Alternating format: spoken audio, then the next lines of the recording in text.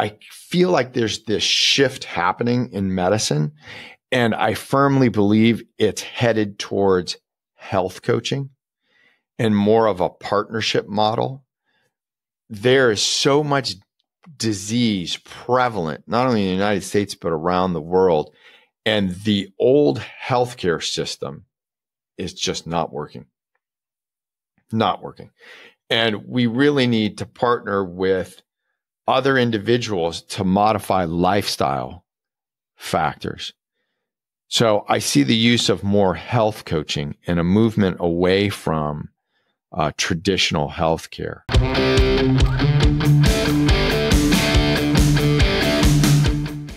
Thank you to Inside Tracker for sponsoring this episode of the show. By the way, it is absolutely time for my Inside Tracker redraw. In case you're wondering how I know that, it's because I have gotten an email. Inside Tracker is an amazing, amazing service. And basically what it does is it provides personal health analysis and data-driven wellness guide to help you live your best life. What this is a series of blood biomarkers that you directly have access to, which is incredible because that means you don't have to wait to get into your physician. You can take control of your health.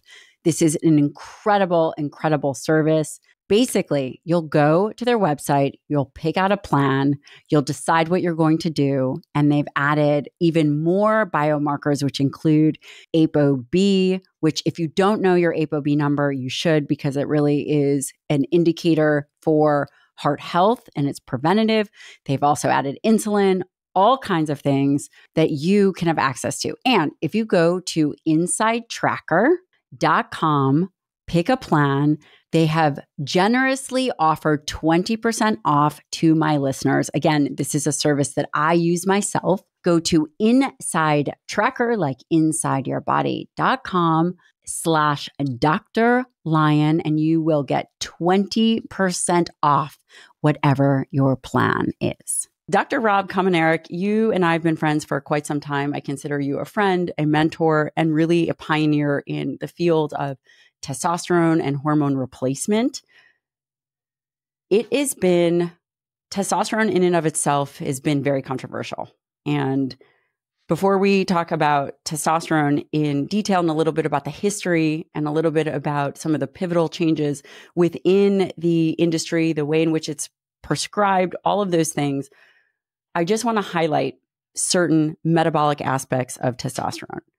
When people talk about testosterone, they often talk about the anabolic impact, which you talk about, and we're going to.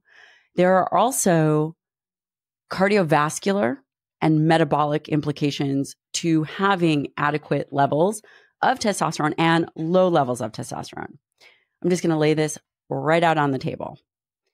Testosterone therapy in individuals that are either insulin sensitive or insulin resistant have different metabolic profiles, which I think is fascinating. So insulin sensitive individuals have a decrease in lipolysis.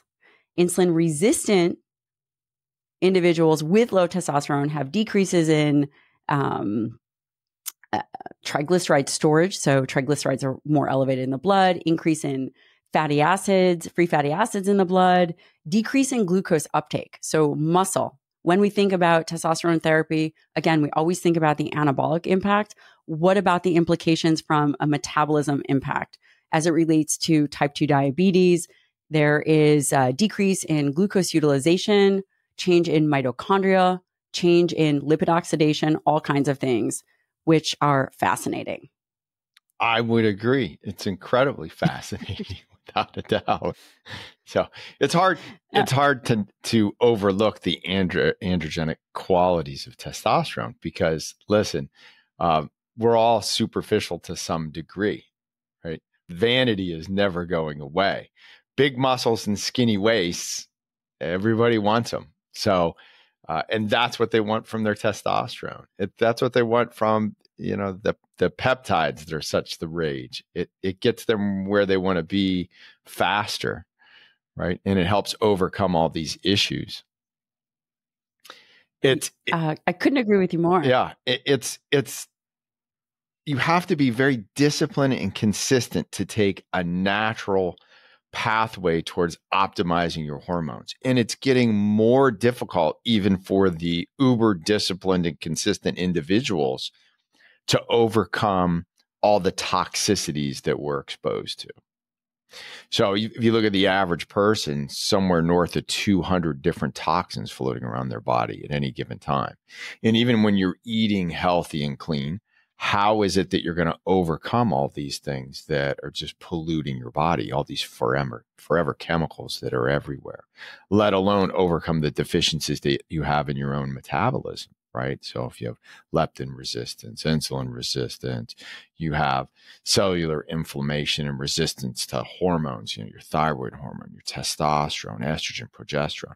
How do you overcome that? And then if there's genetic issues as well, right? So understanding CAG repeat length at the on the androgen receptor at exon 1. And so if you have these long CAG repeat links, you're not going to have the sensitivity that you need, which can explain a lot of the variability that we see between individuals. Why is it someone can have a total testosterone of 800 and a free of 15 and feel absolutely normal and have no symptomatology whatsoever?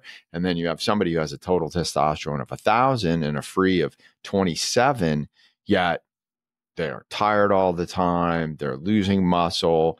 They don't feel good. Their executive function is down. They got no get up and go, no drive, no libido. And that comes down to that genetic component, that CAG repeat length. And the longer that length, the less sensitivity you have. Add on top of that, all the toxins that we have in our environment, and you have a recipe for just not feeling good.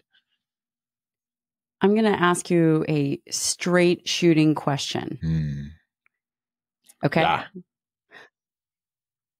Let's say everybody does everything right. Can they defeat the decline in testosterone? Yes, they can, but it's getting more difficult to do that. Got it. To what degree? See, I feel that I don't know individuals, I think that I think that no matter what, individuals, if your testosterone is low, you can sleep, you can do all the things, you can get off SSRIs, you can avoid marijuana, you can avoid these endocannabinoid. So off the marijuana, off the ADD, anxiolytics, antidepressants, alcohol, get off all the processed foods, the cakes, the cookies, the candies, the chips, the soda, right? Clean up that toxic environment, because even when you clean it up, you're still going to be exposed to things that you can't help. The water's polluted. You need to be filtering your water. If you don't have reverse osmosis in your home, then get the portable systems from Berkey and Alexa Pure. Those are two really good ones. And I use them in both my homes because I like to take them around, and they're easy to travel with. The filters are really good. You can filter the water really well. And I have them in the office. So doing everything you can to limit your toxicity is going to help improve those hormones moving across the cellular membrane into the cell and then binding at the level of the receptor. What I'm seeing more and more, and I've been doing this now since 1996. And I really stumbled into hormones. Wait, since 1996. So I do want to talk a little bit about the history, because you have been in the group of some of the first. And I don't want to overlook that. And I do want to talk a little bit about the history. Sure. We can always do that. So you've been doing this since 1996. 1996. I stumbled really into it. It was not really in my plans, hormones. And you probably can remember back in the day when you did residency, you spent 3 months talking about female reproductive health. And there was a paragraph in a textbook about male health, maybe a page or two, really. And you spent maybe one residency meeting, talking about it. And I had a patient. It was I was actually opening urgent care for a hospital system, and someone pulled out, a guy on a motorcycle pulled out in front of a car, got T-boned, flew off. We packed him up, sent him to the hospital. Several months later, he shows up in the office in the urgent care, complaining he doesn't feel good. And long story short, he ended up losing both his testicles. So at the time I was like, oh, I flipped open Harrison's textbook of internal medicine and went, okay, testosterone, 200 milligrams IM every 2 weeks. Sounds great, but let me call the urologist. Call the urologist. He's like, I don't do that. So he says, call the endocrinologist. I called the endocrinologist. We only had a couple of times. He says, yeah, 200 milligrams IM every 2 weeks. Call it a day. Hangs up. So I give it to him, and he feels better for a little bit, but then he feels bad. He feels good. He feels bad. He feels good. He feels bad. And this is 1996. So, go to the library, go to the medical library, crack open some more books, looking for answers, not really finding anything. But I worked out in this gym, and the guy that owned the gym was a bodybuilder. So I approached him. I said, hey, I got a question for you. You take testosterone, right? He kind of gave me the hairy eyeball, like, what do you mean? And I'm like, well, listen, I got a patient. I have him on testosterone. He feels good, but then he feels bad. Like, how do you take this stuff and not like be on this roller coaster? And he unscrews he had a protein powder thing, and he unscrews it, and inside he had his paper where he had written down everything he takes. And so he shakes that off. He gives it to me. What I saw was testosterone cypionate, 200 milligrams IM Monday, Wednesdays, and Fridays. And I went, oh, okay. But that's a lot. So I thought, well, let me just back off the dose. And so I backed off the dose, and we tried that with this kid. And this is 1996. And he's like, man, I feel good all the time. And that right there really piqued my curiosity. I was like, wow, wait a minute. And that's when the journey just started. And it was a progression. We got into the early 2000s, Women's Health Initiative, all the stuff about hormones and cancer and heart attacks. And I'm like, oh my God, what am I doing? And then all the studies coming out saying, oh, testosterone causes prostate cancer, causes heart attacks, causes strokes. I'm like, oh my God, I'm going to kill people. So that progression of moving through that environment, and then Abraham Morgenthaler's work comes out. It's like, oh, wait a minute. So it's been a journey over the last 27 years, and to where we're at now, where we have numerous studies to show us otherwise, that it's cardioprotective, that it's prostate protective, that it's metabolically protective. Very different from the environment over the last 15 years. So the last 10 years, it's been really nice to see the progression of things and to see the validation of, hey, wait a minute, optimizing hormones is a good thing. I've come to the point where I truly believe that the body has an innate ability to heal itself given the right environment. So while I love testosterone, the big tool in the toolbox for men and women, I always wonder myself, is there a way to recover this individual? So in my treatment strategies, I always lay out what the potential options are towards recovery, if it is an option. Sometimes it just isn't. Can we use a biologic? Can we use a selective estrogen receptor modulator? Can we use testosterone? Are we going to use nutrition strategies, exercise strategies, body recomposition strategies? Are they just so overweight that we need to pull that off? So it's a progression. And oftentimes I look at it as, first, I need to heal you. Then I need to get your nutrition really straight. And then we can look at performance. So how I approach an individual depends where they're at. How old are they? How young are they? What's their exposure to things? Where are they at with their medicines? Where are they at mentally, emotionally, spiritually, financially? All these things come into play as to the treatment strategy. You could always take the simple approach of like, just take testosterone. And that's a strategy. I like that approach. It's a great approach. You're laughing. No, I'm not. I'm not, because they do that approach with a lot of people. Listen, if you want to overcome cellular resistance, you can just drive right past it. And it works really, really well.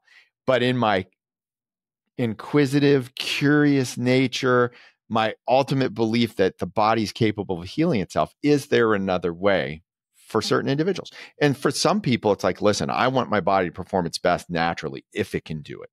If it can do it. If it can't, guess what? We have these options to choose from. And that's a great thing. And before, which it is a great thing. And it's interesting because I have known you for years, and you've certainly become more, I don't know if the word is more holistic, but certainly more interested in environmental impact.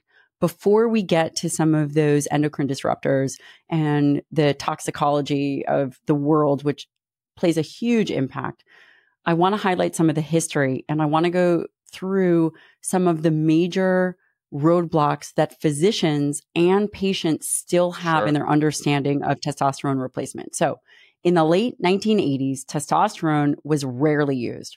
And you actually had that experience. Is typically reserved for men with pituitary or hypothalamic tumors or removal of testicles for whatever issue or trauma. And this was in the 1980s. Again, you had that experience in 98? Yeah, my first exposure to testosterone was after I got out of the military in 1987. And that was my first exposure to testosterone cypionate. And I grew up as a young teenager with, I don't think I have the book here. I think it's at home. The Making of a Bodybuilder, by Arnold Schwarzenegger. That was my Bible. So I was small in high school. I wanted to get bigger. I wanted to lift. And my first exposure to testosterone came in the late 1980s. And I was like, ooh, do I really want to do this? Do I not want to do this? And I opted not to do it at the time. It wasn't until the 2013, after a really bad head injury, that I actually went on testosterone. Interesting. And that was also the same time that the Journal of the American Medical Association published a study in 2013 saying that testosterone increased cardiovascular risk, that there was an increase in cardiovascular risk with testosterone therapy, including strokes, heart attacks, and death. And this was a very pivotal study because the study contraindicated 20 years of medical research and literature saying that testosterone really played a role in prevention of cardiovascular disease, which you do talk a lot about to other physicians. I do want to point out the flaws of this study that, do you remember that? Of course you do. That observational study that really got so much media attention. Yeah, but it was. And the study was found to be tainted with the inclusion of 9% females in an all-male study. There are multiple problems with the study, but yeah. If you fast forward, right? So what group are we talking about? So when it comes to treatment strategies, am I dealing with a 19-year-old who smokes too much weed? Or am I dealing with a 55-year-old that's maybe had a previous history of MACE, major adverse cardiovascular event? Maybe it was small. That data pool is very different. What I'm going to do for those two individuals is going to be very different. A 55-year-old male with insulin resistance and gaining weight and has had maybe an incidence of MACE. Listen, the data is pretty clear. Testosterone is going to benefit in a major way. The question comes then is, what delivery methodology? Am I using a synthetic? Am I using a bioidentical? And what does that look like?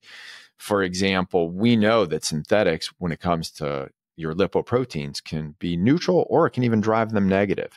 And if you're using a bioidentical, we can keep them neutral or make them positive. And the end result's the same. You're going to raise the testosterone, but there's different effects at the lipoproteins. Same thing. Can you expand on that? Synthetic and bioidentical. And if you're talking about which lipoprotein, I think that the listeners would love to hear your expertise. So one of the things that I've noticed clinically over the years is that you'll see a change in lipoproteins when you put somebody on testosterone, generally beneficial in nature. So over the course of about 16, 18 months of consistent therapy with lifestyle adjustment, you'll see beneficial results in the lipoproteins, especially with bioidentical. And I deliver bioidentical via transdermal methods. Right? That is a transdermal delivery system. The synthetics you're going to get are injectables, right? And they're in seed oils. And not everybody responds positively to those. For the most part, most people make decisions about their health and wellness with a minimal amount of diagnostics and laboratory. That is not my approach. I take a very deep dive. A CBC, a Chem 14, that's, nothing. Yes, we're going to look at 33 different hormones and their metabolites. We're going to take an intensive look at their lipoprotein and their family history from a cardiovascular standpoint. Because I believe, though the data does point to testosterone being cardioprotective, and I do believe that, to me, there is a yes and no there. For some individuals, it's incredibly beneficial. For others, it could be problematic. And you have to watch that. Enclomophine, for example, or Clomid, great medication. But when I monitor lipoprotein levels, I do see in certain individuals desmosterol production go way up. Now, that could be a problem for somebody who has a significant family history of cardiovascular events. Somebody who has thrombophilia hypofibrinolytic disorders, that could be an issue. There's a lot of gray areas in medicine that you can't say it's 100% this or 100% that. And that's what needs to be taken into consideration when placing individuals, male or female, on hormones. That's why I have an issue with some of these cringy clinics that just throw testosterone at anybody who comes through the door as if that is the solution. And listen, I love testosterone. I prescribe a ton of testosterone.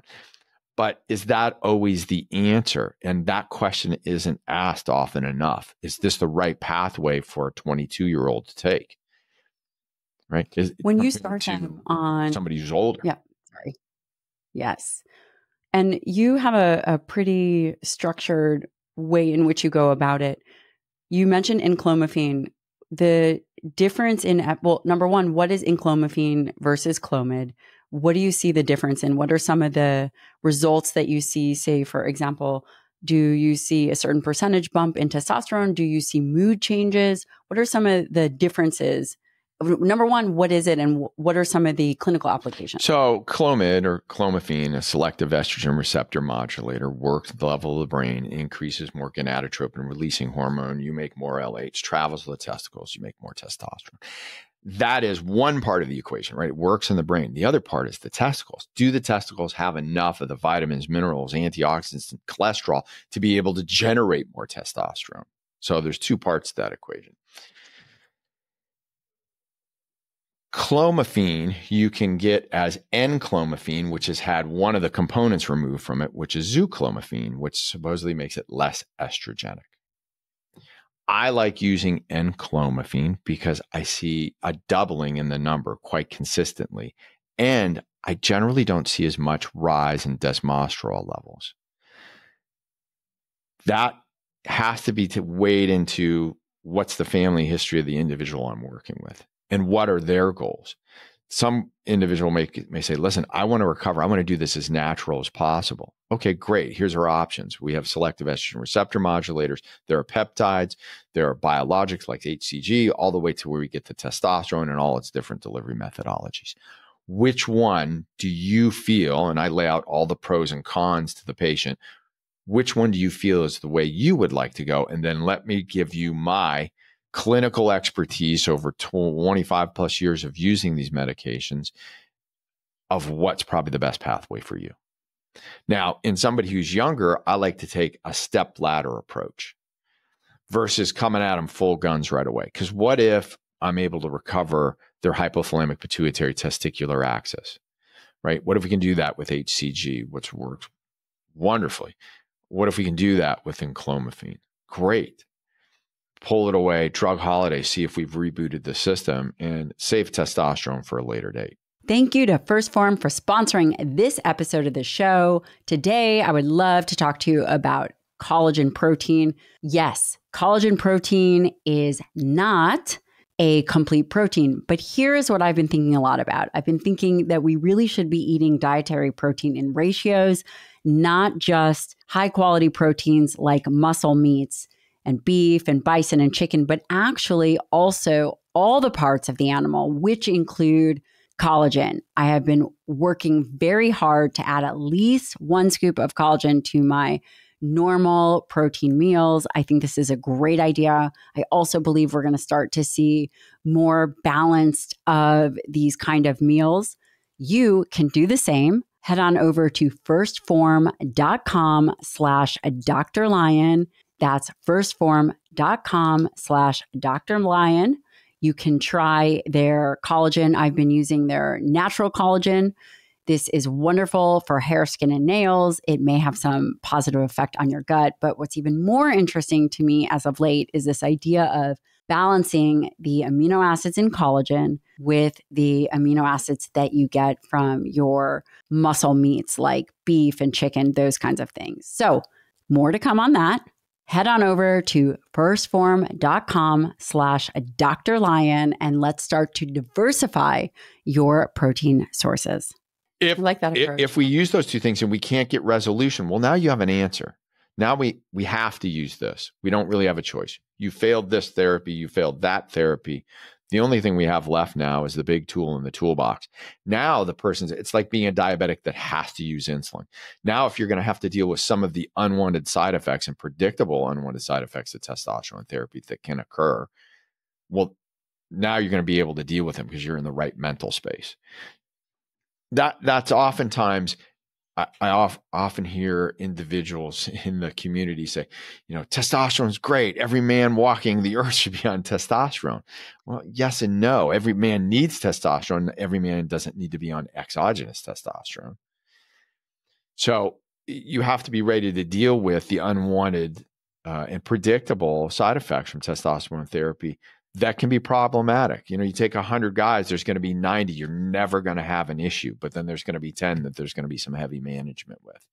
And that's where the work really comes in, is in dealing with those issues. So people need to be well informed about their choices. And that's why I take issue with some of the cringy places that do just minimal testing, and it's all like a business model. What can I do to get them on testosterone? I mean, now you've got ads running down in the state of Florida, testosterone with a visit, $49, and you get your testosterone. And what I've heard, it's actually testosterone that's being brought in from India, and the packaging is all being replaced to make it look like it's, U.S. product from U.S. Pharmaceutical companies. I mean, it's just turned into a huge, huge industry. Which definitely has issues. The positive aspect is people are starting to recognize how important it is in cardiovascular disease, in dementia, osteoporosis, diabetes. Testosterone is not routinely used for diabetic patients. Use it all the time. Type 2 diabetes. All the time. Of course you do. Because you are an innovator. Of course you do, which is one of the reasons why I wanted you on the podcast, because looking at the history of testosterone utilization, there's, Morgenthaler,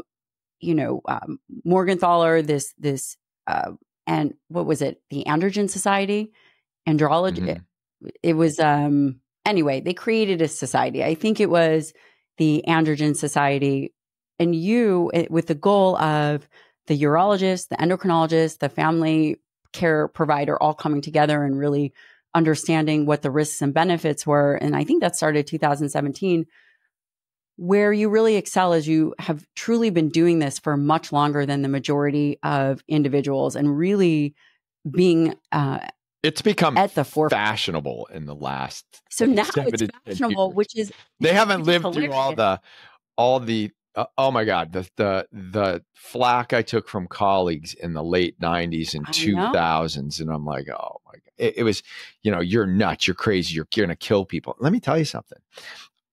Out of the tens of thousands, maybe even hundreds of thousands at this point of men that have put on testosterone, the benefit greatly outweighs the minimal amount of risk. I mean, it's amazing to see what testosterone optimization therapy does for the individuals who need it. And coming back to the diabetes, used to be back in the 90s, early 2000s, I saw one diabetic patient a day. Now it's everybody that comes through the door. It's everybody. The type 2 diabetes and insulin resistance is just so profound. And I believe there's multiple reasons for that. However, when I get mid 40s, 50-year-old guy who's overweight, insulin resistant, I can change all those other parameters. And with that low testosterone, adding in testosterone, overcoming the cellular resistance, getting past the inflammation of the cell while I'm calming it down and changing those numbers, we can go from really out of control hemoglobin A1Cs that are, 8, 9, 10, 11, and within a year have them back at 5.0, 4.9. So it really does work wonders to correct metabolic syndrome. Absolutely. I'm going to give you a number here. So this was, there's a there's many great papers, and this is, let's see. Testosterone therapy has been shown to prevent the development of type 2 diabetes in a randomized placebo-controlled trial. Obese men with impaired glucose tolerance or early diabetes, which you treat all the time, with testosterone concentrations less than 400 were treated with testosterone for 2 years, in addition to lifestyle changes. There was a 41% reduction in the incidence of type 2 diabetes. And then among the early type 2 diabetic patients, there was a reversal of diabetes in 45% in the testosterone arm only. So it is really, really incredible and interesting. It's not used as a standard of care for weight management. I just want to lay this out there. Composition, because that's what it is. But listen, you are right. And we can prescribe Ozempic, Mounjaro, all of these anti-diabetic medications or obesity medications in a much more robust way versus being able to prescribe an testosterone. I mean, now, but just in the history, I think that that's really fascinating to think about, that we can treat fat tissue, but conceptually treating muscle tissue, which one of the reasons why testosterone improves insulin sensitivity and glucose tolerance is because it affects these GLUT4 receptors in skeletal muscle. Yeah, for whatever reason, because of the red tape and because the science is so slow, we can treat obesity, but we can't treat muscle. Yeah, it's funny. So, Rick Collins could give you a complete legal history of testosterone over the years and how it's what's the word I'm looking for? It's transgressed through the years. Yeah. Now there's, and he's been on the show. Right. He's amazing. And now there's talk of, possibly removing scheduling so that it won't have some, stigma attached to it for a certain community to use it. However, I digress. And there was a recent study, and we should get into some of the cardiovascular aspects, because you have fought uphill for this. And now the Mohed Kara came out, or was part of this study that was recently, I believe, published in the New England Journal of Medicine, talking about how there was no increased risk of testosterone replacement therapy within, natural levels, not super therapeutic levels, that showed no increase. Yeah, that's a whole, that's another discussion altogether. Over the years, when I first started, it used to be in LabCorp that if you looked at levels of testosterone, their parameters were 1,500 and 550 was low. And every guy that I would see when I would check testosterone in my age group, I'm 58, their testosterone would be 900, 1,100, 1,000. That was normal. And I only would see patients who had cancer, radiation, chemotherapy, trauma, and they would be, or they were older that I was putting on testosterone. So it wasn't, you didn't see this huge number of young men. And testosterone indicated for the treatment of hypogonadism. The labs, they keep shifting those parameters to the left, saying that these are normal levels, but they're using sick people to call these normal. Now to the point where on the left, it's 250 or 220, 225, something ridiculous, with the top range being 900. Well, me naturally, when I check my levels, I'm 1,000, 1,100 with a free of around 2023. That puts me above the range. So I make too much testosterone naturally, but that's what normal used to look like 20 years ago. And when I check labs now, it doesn't. These young kids come in. I had somebody here yesterday, 103. That's crazy. So when you say levels 500 to me is incredibly low. That's not what normal looks like. Now, that's looking at total testosterone. We really want to be looking at free testosterone, because that's what matters. And that's about 2 to 3% of what's available, right? What can cross the cell membrane and bind to the androgen receptor, and is about holding up those free testosterone levels. So that's going to tell you more about how the hormone's affecting the individual. But then again, if you have issues at the level of the cellular membrane, that it can't be transported, because if it's not transported into the membrane, where then it can bind to the androgen receptor and translocation and transcription can take place, it's all for naught. And that's where testosterone resistance and testosterone being able to cross across the cell membrane and have effect at the cellular level, that's the important part. And if your free testosterone levels are low, that's not going to happen. If you have inflammation at the level of the cell, that's not going to happen. If you have too much toxicity in the body, that's not going to happen. Right? If you have metabolic disorders, that's not going to happen. You're behind that metabolic 8-ball. It's never going to recover without using testosterone or one of the other agents, a biologic or a selective estrogen receptor modulator, to overcome that. I find in the older men are just going straight to testosterone. What level of testosterone, again, I do want to highlight the length of experience that you've had with looking at blood labs. You've seen when 500 was considered low. Now, according to the guidelines, it's crazy. And this is an issue. It is. This is an issue because we're seeing a testosterone of 1500. Individuals, providers freak out when there was a period of time where that's normal. Considered normal. Not so how can we? Physiologic. Yeah. But, okay. This is a really important part of the conversation.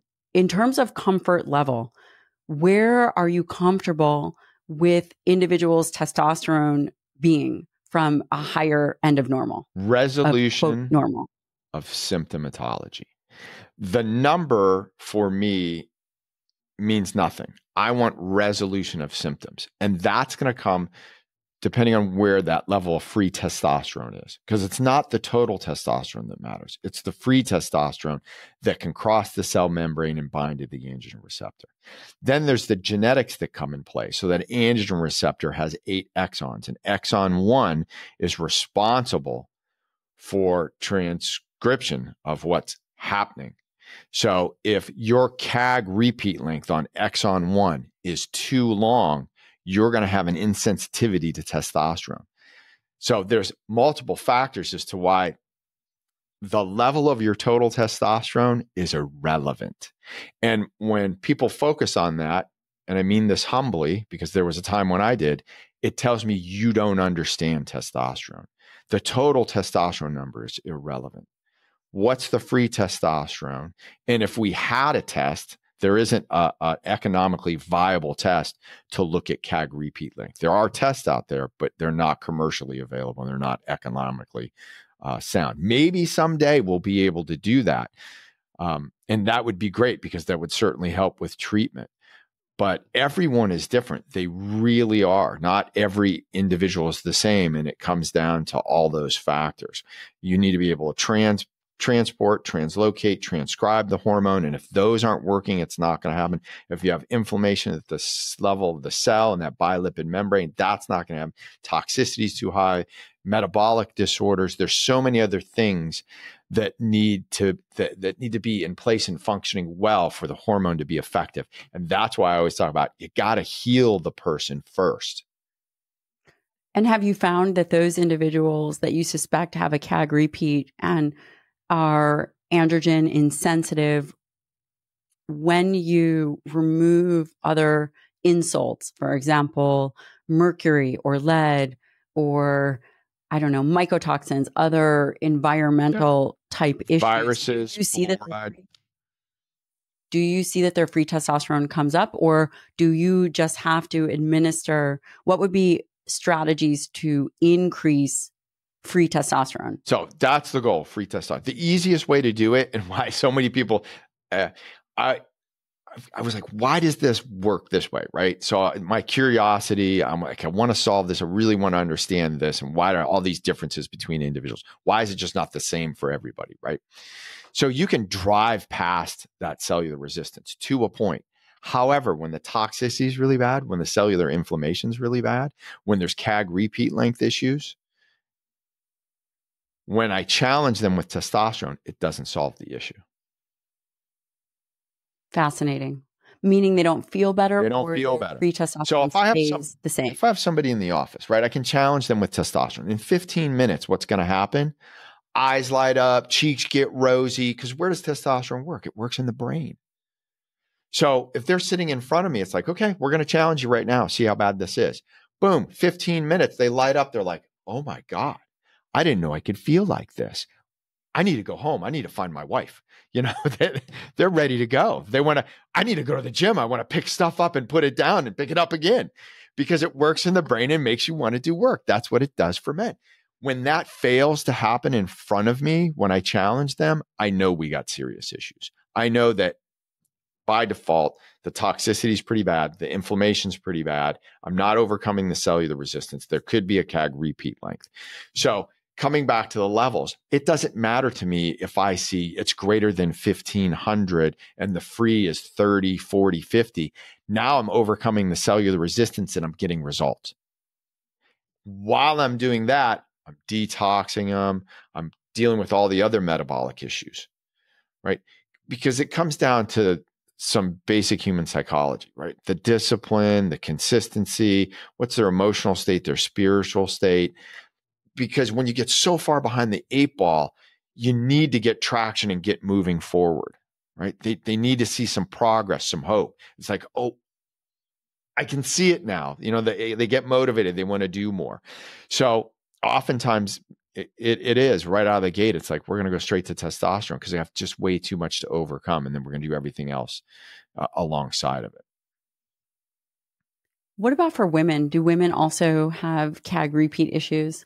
It certainly can come into play. Testosterone's a different animal for women. They certainly need it just as well. It usually starts to fall off in the mid-30s, but it can fall off sooner. There's other considerations. You know, women feel thyroid, men feel testosterone. So for women, it's always thyroid issues and birth control issues. I've been talking about this for years. You put a woman on birth control, you're creating a catabolic state, and you better be prepared to deal with it. And there are some great individuals out there doing phenomenal work in healing all these young women, from their teenage years up into their 40s with all these birth control induced catabolic states and the crashing their metabolism. And you need to be able to deal with that. It's the same thing with GLP-1, GIP, the dual. Now we're going to have triple agonists that are coming out. You're going to create a catabolic state, and you need to know how to deal with that. What good does it do to pull the fat off of somebody if you're going to waste their muscle in the process and make them skinny fat? So you need to understand how to use those medicines and use them well. Let's circle back to the younger individual and then kind of go forward to older individuals, more mature, as they say. When you, and by the way, for the listener, I have been in your clinic. I have spent time in your clinic. I call you when I have very complicated cases. Yoda. And talk to the community. I'm the wizard behind the curtain. Rob. That's Rob. me. What about this person? The wizard behind the curtain. Do this, do that. I'll tell you what to do. Yeah. I would agree with that. So if anyone is lucky enough to be mentored by you, then they're in for a very funny, charismatic journey. I'm in the process right now. We've been filming. I'm in the process of getting all kind of my life's work on video, and we've got that filmed, and I'm actually working with somebody that's, I think, going to bring that all to fruition, because at some point I need to make sure that this gets passed on if something happens to me, which eventually will at some point.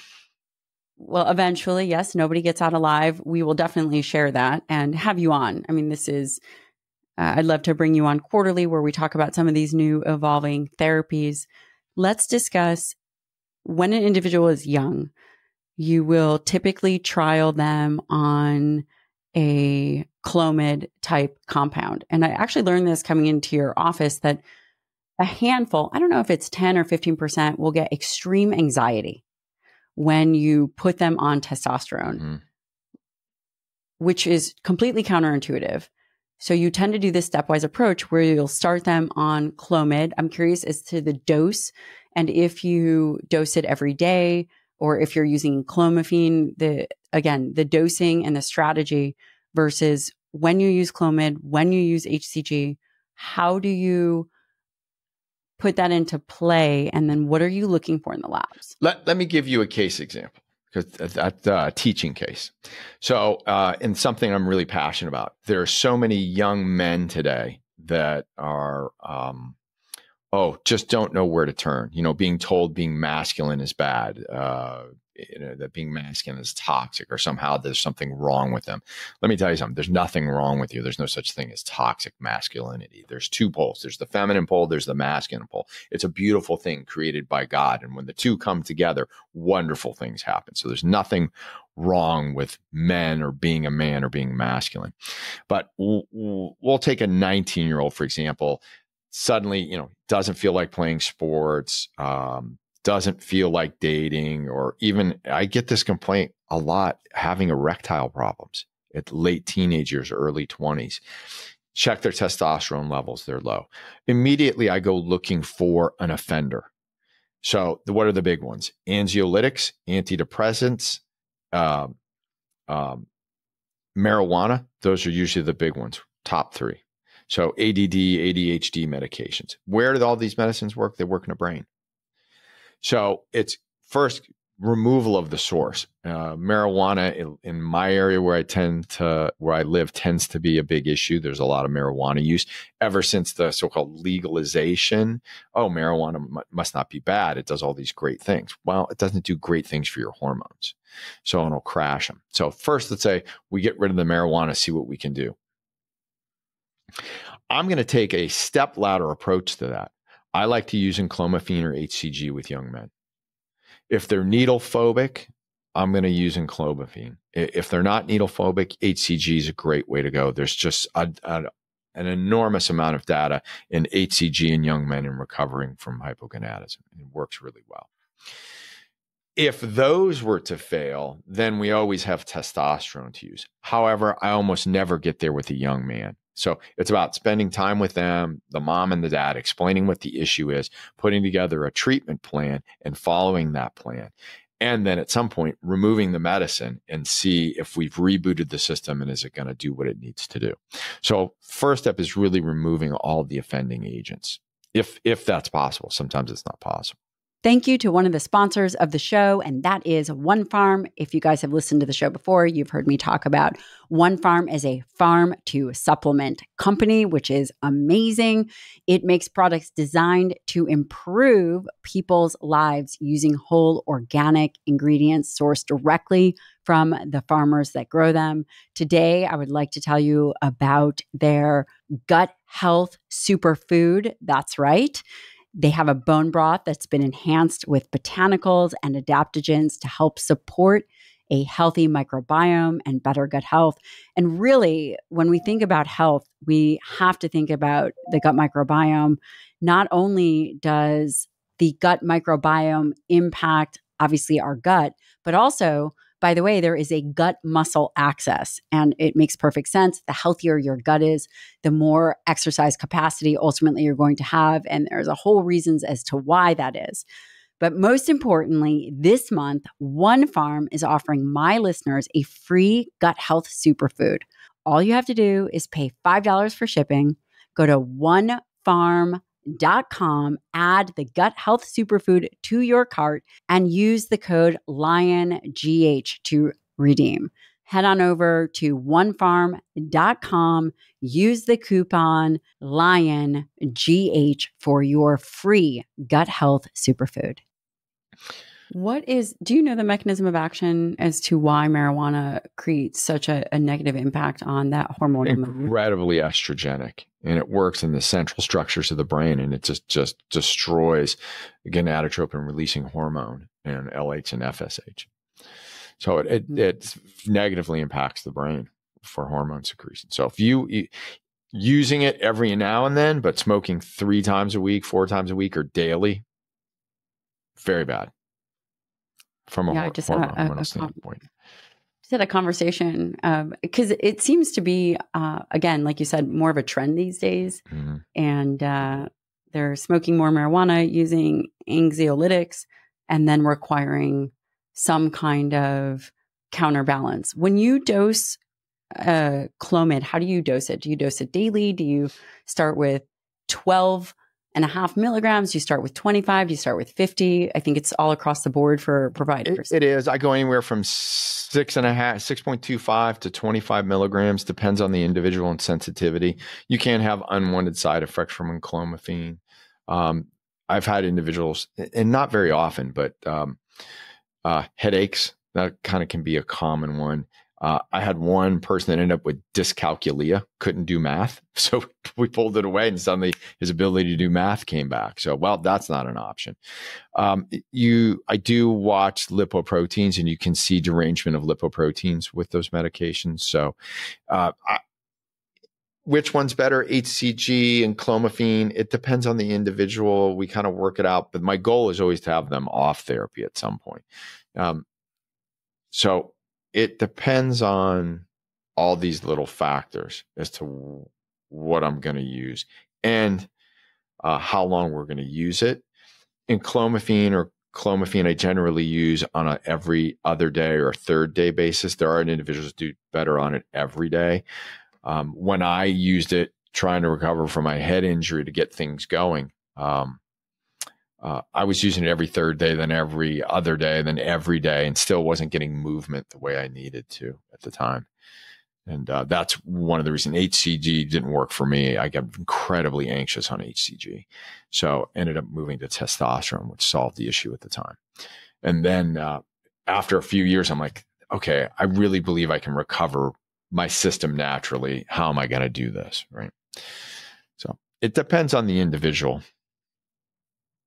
How long do you initially trial them on Clomid for? And are you looking for an increase in LH? Or are there certain lab values that you're looking to say, okay, this is actually doing the job that we intended it to do? 3 to 6 months. Trial them for 3 to 6 months and then remove it away. And if they've removed the toxins that are causing the problem in the first place, there's a good chance you'll recover it. The other issue you run into is they feel so good on it, they don't ever want to come off of it. You know, there's just like, everything works great. I like taking it. I take it every third day and things function just fine. I'm not stopping. Okay. Is there a certain percentage increase in testosterone that would be average? Or is just completely individual? It's individual, but in general, I see a doubling in the number. Oh, that's right. You had mentioned that. And 500, that happens 500 will always be 99% of the time, it's going to be over 1,000. So if I start their numbers 500, it's going to be over 1,000. The question comes in is, what are we generating in free testosterone? And is it having effect at the cellular level? And if it's not resolving symptomatology, it's like, well, we trialed it, it didn't work. Let's try another path. You know, are we going to use a peptide, kisspeptin? Are we going to use HCG? At this point, are we just going to go to testosterone? So, do you give it up to 3 months, or do you know pretty quickly if Clomid is going to work? It depends on the individual. Some people, literally the first pill, they're like, oh my God, something's different. And other people, they need to be on it for 4 to 6 weeks before they start to notice a change. And do you look at LH or FSH before deciding which agent you're going to use? That's part of the initial workup. So I'm looking at LH, FSH, total testosterone, free testosterone, pregnenolone, progesterone, DHEA, IGF-1, IGF binding protein 3, growth hormone. all the T3, T4, TPO, TSH. I'm laughing because I've called you on. Do you know what my lab profiles look like? There's sheets. I do, but the listener doesn't know, and they need to know. I look at everything, and then I got calculations that we run, right? And then you run certain calculations, because I've called him and said, "Why are you using IGF binding protein 3?" And then we go back and forth. But as it relates to HCG.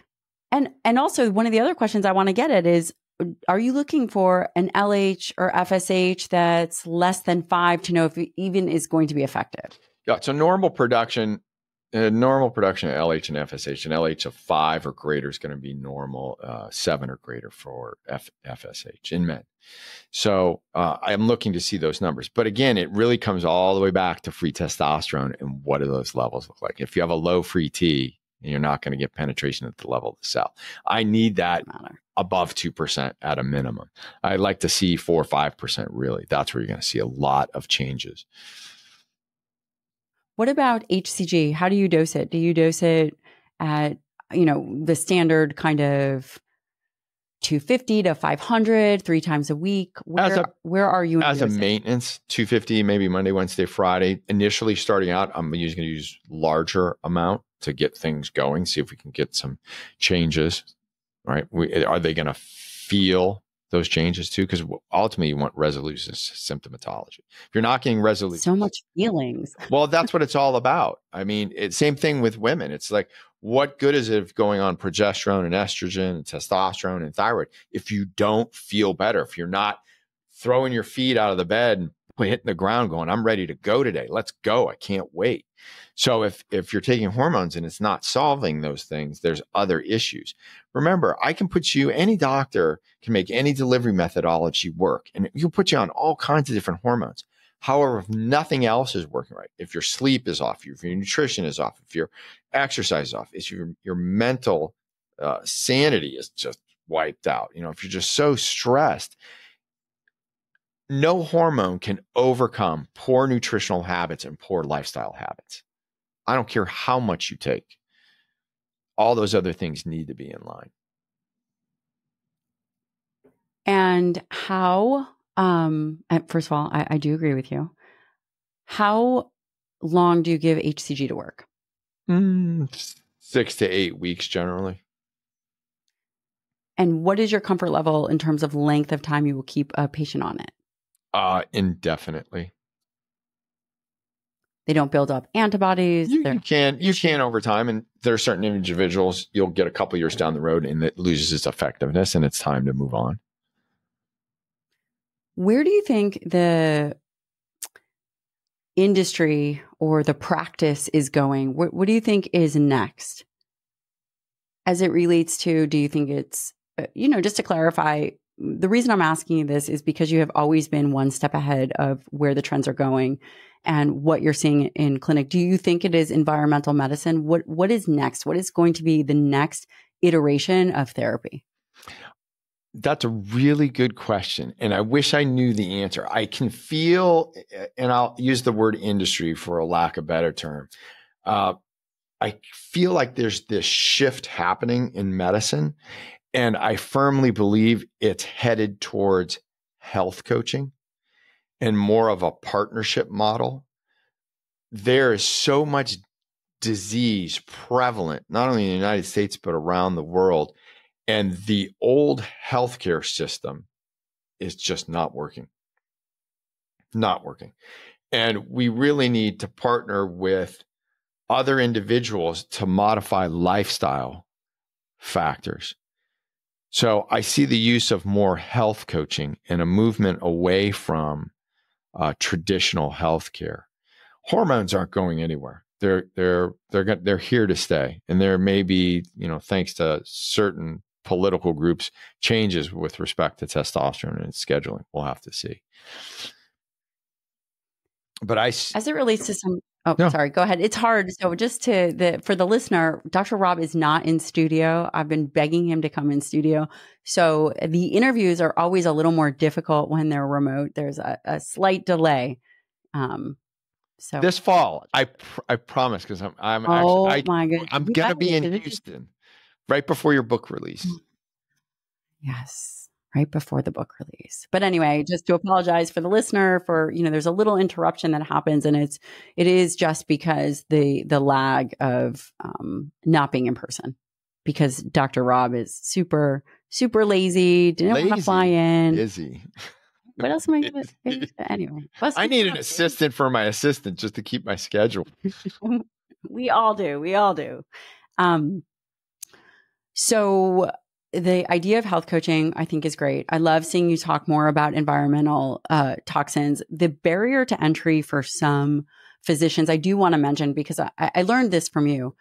When individuals see an increase in hemoglobin hematocrit when they are placed on testosterone, freaks a lot of providers out and a lot of people out. And you have a high tolerance for that.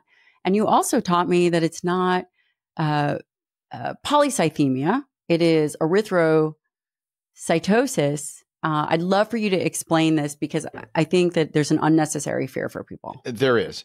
So we're not talking about, let's divide this up. There's the bodybuilding community and the overuse of DHT derivative steroids and testosterone that can lead to really high levels of a hemoglobin hematocrit. In testosterone replacement therapy, testosterone optimization therapy, it is expected and even desired to see testosterone-induced erythrocytosis. It is not polycythemia rubra vera. Completely, one's blood cancer, one is a expected and desired result of testosterone therapy. You're going to see a little bit more of testosterone-induced erythrocytosis with injectable versus transdermal, but they can occur with any delivery methodology, whether it be pellet therapy, injection, transdermal, oral, it can happen. It is desired and expected and not anything that needs to be worried about unless the patient is having symptoms such as erythromelalgia. So burning and tingling in the hands, red face, right? Increased blood pressure, shortness of breath. In the tens of thousands of men I've put on testosterone over the years, maybe 6 people I've actually had to use therapeutic phlebotomy. You can reverse that process by dropping the dosage down, extending the time in the dosage, or even withholding therapy for a moment of time, and those numbers will come down.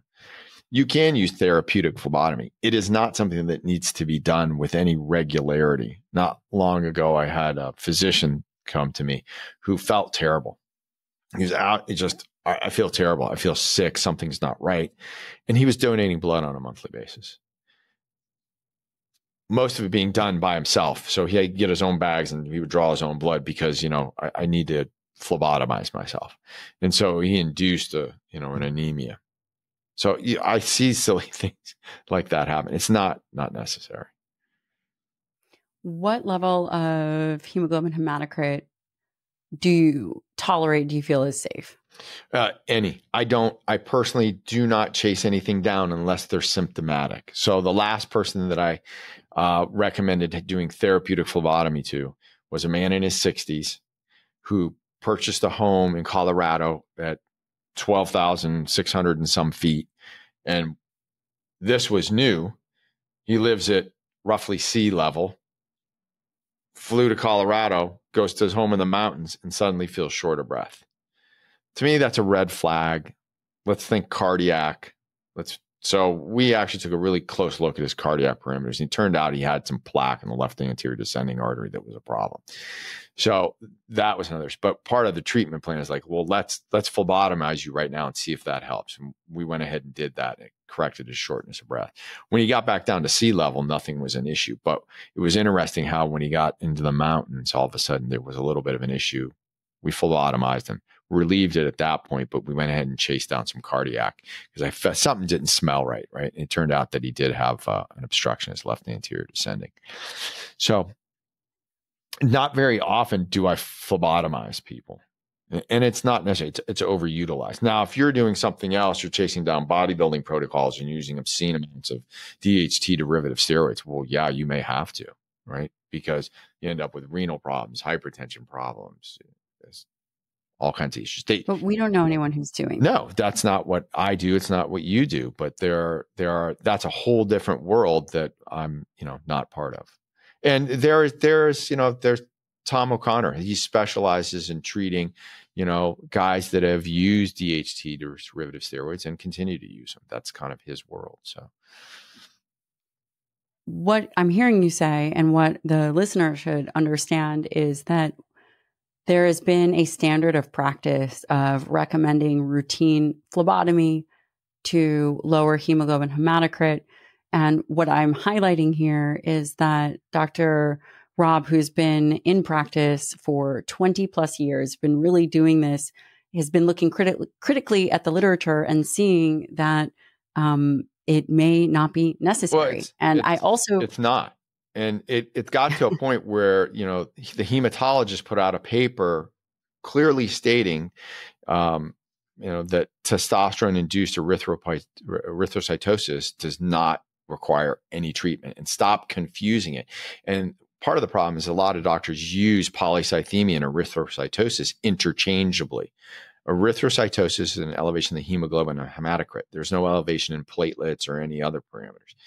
Polycythemia is an elevation of the entire bloodline. And if they have polycythemia, you can diagnose that with a JAK2 gene test. So let's not confuse the two terms. They're not interchangeable, right? So we're talking about a medication-induced erythrocytosis, testosterone erythrocytosis, that does not require therapeutic phlebotomy.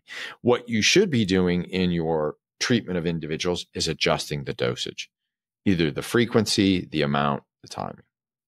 Thank you to Cozy Earth for sponsoring this episode of the show. Cozy Earth makes the softest sheets, as well as pajamas, as well as other clothes and towels that you can ever imagine. I absolutely love Cozy Earth, especially in the summers, whether it's hot and sticky. I swear these sheets create an amazing sleeping environment because they are temperature regulating.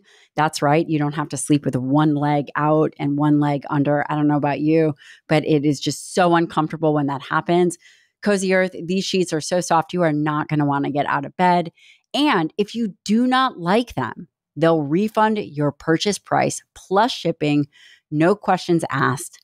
And you get 100 nights free to try out the sheets. Again, I love Cozy Earth. I have been sleeping in their sheets that are made from viscose, from bamboo for a very long time. And most importantly, for a limited time only, save up to 40% on Cozy Earth. Go to cozyearth.com/Dr. Lyon. You can enter my promo code Dr. Lyon. At checkout, you will save up to 40%. I highly suggest that you look at all of their beautiful, beautiful products. Truly, they are incredible. I love that. I love that. And another barrier to entry for physicians and also patients is this idea that testosterone induces prostate cancer. This was discussed in the 40s. That myth is dead. It seems to Abraham Murdoch. It's dead. Cholesterol, and people still talk about dietary cholesterol. Can you please talk about that? Having normal, upper quartile levels of testosterone is protective of the heart. It is protective of the prostate. It is protective of the brain. Testosterone is good. Muy bueno for both men and women. Enough of these myths. They've been disproven. There's literally hundreds of studies on the cardiovascular standpoint. Now, we just had the Traverse trial, which showed again, even though I think the study was kind of like, but it still proved the point. It's cardioprotective. And we know that if you look at all the Intermountain studies, middle-aged men with major adverse cardiovascular events, where do you want to be? It shows it again. Being in the upper quartile is cardioprotective. They live longer, right? Having low levels of testosterone is not good. You're shortening your health span and ultimately shortening your lifespan. And that's what we're really talking about. This is about your health span. This is about your lifespan. What do you want your life to look like? Right? Life is hard any way you cut it. It's going to be hard to be healthy, and it's going to be even harder to be sick. So I choose healthy. So life's hard. You're going to have to put in effort. You're going to have to, forego things, because you're going to have to miss on things because you want to get your sleep. You need to exercise, meaningfully exercise on a daily basis. You need to be strength training, stop endurance training. For God's sakes, that's another one that drives me crazy. And there's another study that was out in How do you really feel about March. That? It's like, you always wonder, they see all these endurance athletes like, oh God, they're in really great shape, but they're having heart attacks and strokes. In the last 6 weeks, I know of 3 women, very sadly, and my heart goes out to these families, that passed away in their 40s. From acute coronary syndrome. And some of them were new to exercise and going aggressive without ever being appropriately screened prior to starting these exercise programs. But also doing these endurance things. They're not good. And don't get me wrong, cardiovascular exercise is good for the heart, right? Running is good. Aerobic exercise is good. These extreme endurance things, though, it's been proven time and time again that, for longevity, not the best way to go. Strength training. Man, lift weights, pick them up, put them down, stay strong. Got to keep muscle, got to keep healthy muscle, got to grow muscle, got to do everything to prevent muscle loss, especially as you age. You have to. Period. You want to live, and it's all about being able to do this. Agree. This, right? The 1.4 Newton kilograms it takes to get your butt out of a chair. The second you can't do that, you're in a nursing home. That's it. Now you got somebody else caring for it. Then it's a slow spiral to death, right? So I spend a lot of time when I exercise working on from the abs down. Standing up from the chair. Yeah. Well, I do a lot of leg work, right? You want to have strong hips, strong legs. I mean, I work my entire body, but man, you got to stay strong. You know, that's how you're going to prevent disability and disease. Stay strong. Keep the muscle. It's all about the muscle. So you're saying muscle is the organ of longevity? Yes, I agree. 100%.